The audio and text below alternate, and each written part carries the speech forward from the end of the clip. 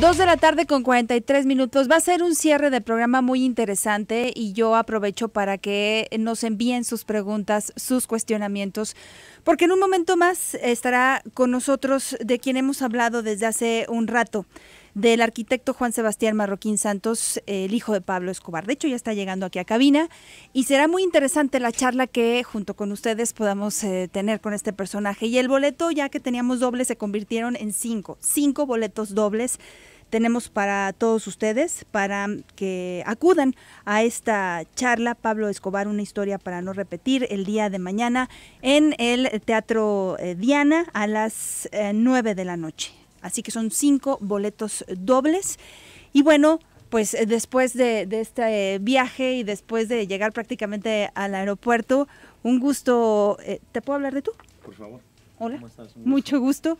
Arquitecto Juan Sebastián Marroquín Santos. Así es, ¿cómo te va? Bien, muy bien, un gusto saludarte y tenerte aquí en Guadalajara. Muy buenas tardes, bienvenido. Muy buenas tardes, pues sí, muy contento de estar aquí en Guadalajara, una ciudad que siempre me ha abierto las puertas, que ha apoyado pues mis ideas de paz y que además me ha ayudado a hacerlas públicas, a transmitirlas a la juventud. Uh-huh.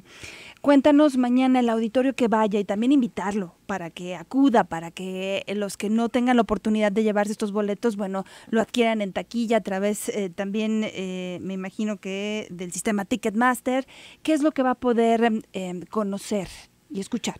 Pues principalmente es una reflexión sobre muy autocrítica de mi historia de vida, de la de mi padre, donde la acompaño con fotografías, videos y temas inéditos de la familia que nunca se han hecho públicos, con la intención de mostrarle a la juventud y a la sociedad en general las razones por las cuales pues yo elegí no convertirme en Pablo Escobar 2.0. Y contrario a eso, que era la expectativa de todo el mundo, era que yo continuara con los pasos de mi padre, pues la conferencia también tiene, entre tantas otras cosas y temas,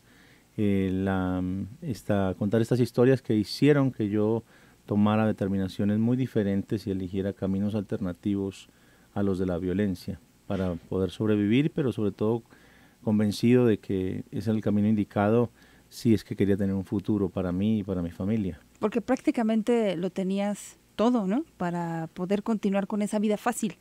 Tenía todo el camino, tenía toda la experiencia de mi padre, su organización, pero ya estaba destruida también por la guerra en la que él se había metido. Sin embargo, pues eso es una actitud que yo hubiese podido tomar. De hecho, era tristemente el camino más fácil para mí, el camino de continuar con sus pasos. Ante todos estos elementos, y me imagino que la pregunta te la han hecho gran cantidad de veces, ante todos estos elementos que tenías, de esa facilidad, de esa fascinación, ¿qué fue lo que hizo cambiar? ¿Qué fue lo que te dijo a ti? Simplemente no voy a seguir los pasos de mi padre. Pues yo creo que recién muerto mi padre, yo amenazo al país. Yo juro vengar la muerte de él, pero 10 minutos después me doy cuenta de que estaba a punto de convertirme en una persona que justamente era la que yo le recriminaba a mi padre por las condiciones precarias en las que vivíamos, porque las fortunas y todo eso que muestran en las series de televisión pareciera muy bonito, pero no es tan así como se lo han pintado a la juventud. Y desde ese lugar pues yo dije, ¿qué propósito y qué sentido tiene continuar adelante con un estilo de vida que me quita mi libertad, que me quita mi tranquilidad, la vida de seres queridos, la mía propia? Entonces no le veía ningún aspecto positivo a seguir adelante con esa vida, un estado también plagado de corrupción, una sociedad que estaba muy golpeada por la violencia que mi padre había ejercido sobre ella y por la violencia que el Estado también había ejercido sobre parte de la población. Entonces había un montón de razones, además de otras que voy a contar en la conferencia, que me marcaron definitivamente y que me hicieron ver con absoluta claridad y creo que ese tipo de ejemplos son los que ayudan a la juventud a entender con claridad por qué razón hay que elegir un camino alternativo y no hacer caso a esta supuesta promesa de riqueza absoluta que te hace el narcotráfico. En el caso de mi padre se lo quitó todo. Sí, tú lo mencionas en el libro, le dio todo a mi padre y también se lo quitó todo. Exacto, entonces, ¿cuál es el propósito de ser dueño de nada? Hay una también fascinación actual en nuestro país, por esto tú lo acabas de mencionar, de las series de televisión, todos estos personajes, que si la reina del sur, la reina del norte, El Señor de los cielos, de los infiernos, etcétera. Y desgraciadamente está llegando el mensaje, incluso en estos momentos hay una polémica también por el tema de las canciones y por todo este material, ¿no?, que tenemos cerca a través de los medios de comunicación. Primero, mencionarte tú qué opinas al respecto y también si el prohibirlo es parte de la solución.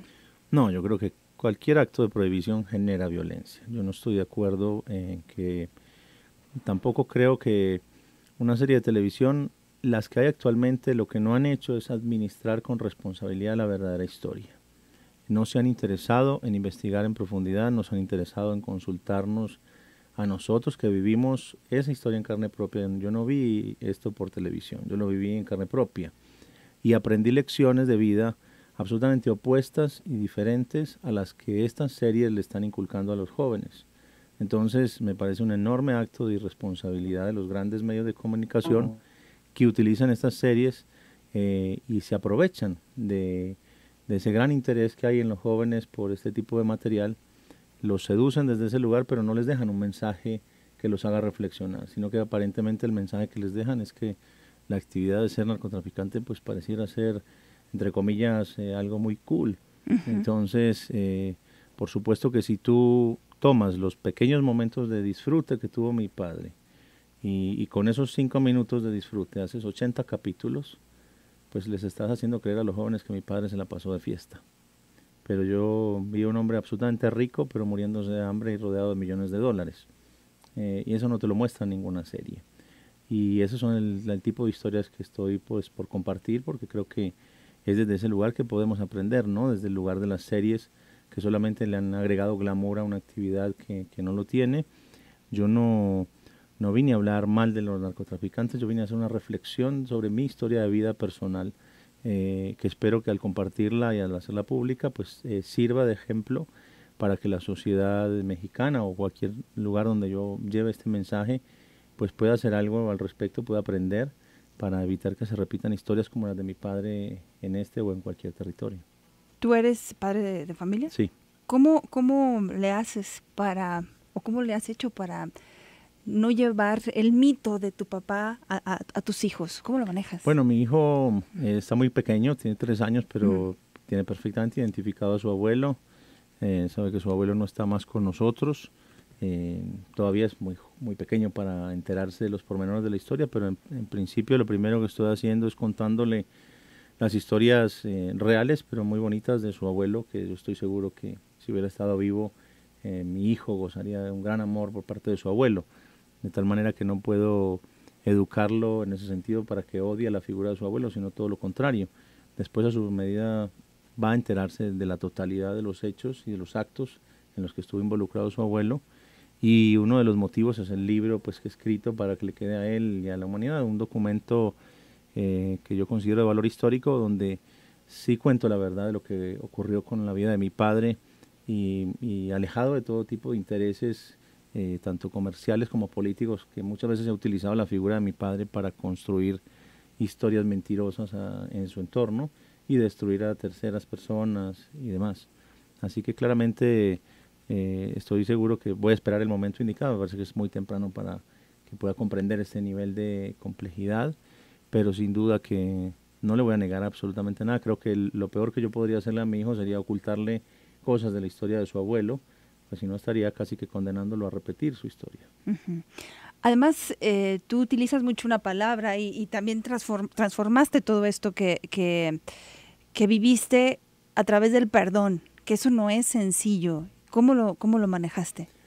Pues mira, a nadie nos educan ni nos entrenan para el perdón. Estamos acostumbrados a que todo en la sociedad se resuelve por la vía de la fuerza. Por lo menos en la cultura de violencia en la que yo crecí, así era visto, todo se resolvía en ese sentido.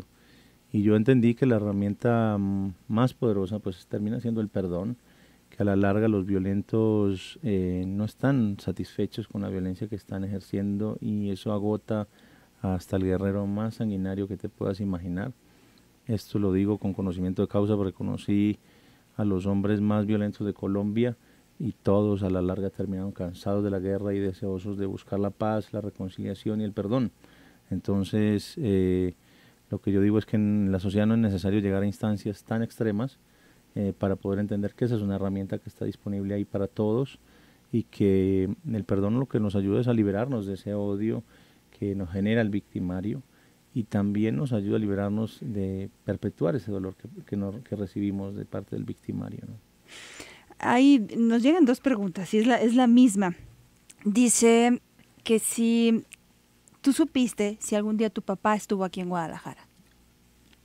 Mi padre no tocó nunca tierras mexicanas.